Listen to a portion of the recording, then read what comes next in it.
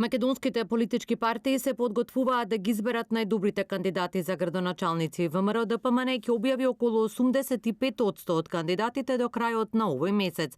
Како што најави пратеникот на партијата Бојан Стојановски, не е исклучено во албанските општини да ги поддржат кандидатите на нивните партнери, односно на Влен. На крајот на месецот март ќе бидат извадени и официјално соопштени 85% од кандидатите за градоначалници на ВМРО ДПМН и коалицијата.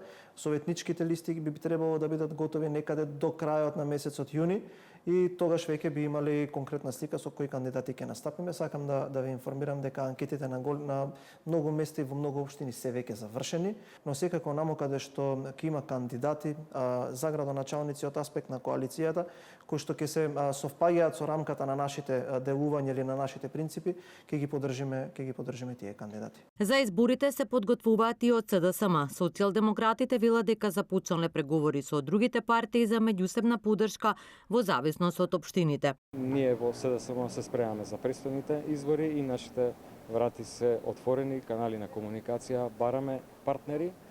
Ја потврдивме коалицијата наша од 14 партии, заеднички веќе почнавме да ги креираме листите во сите општински за сите општини, а во однос на други партнери почнува процесот на разговори. Во албанскиот блок политичките партии се уште немаат објавено кандидати за градоначалници.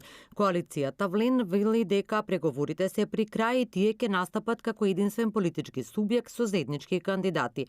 Од Европскиот фронт нема информација дали имало преговори за поделба на општините.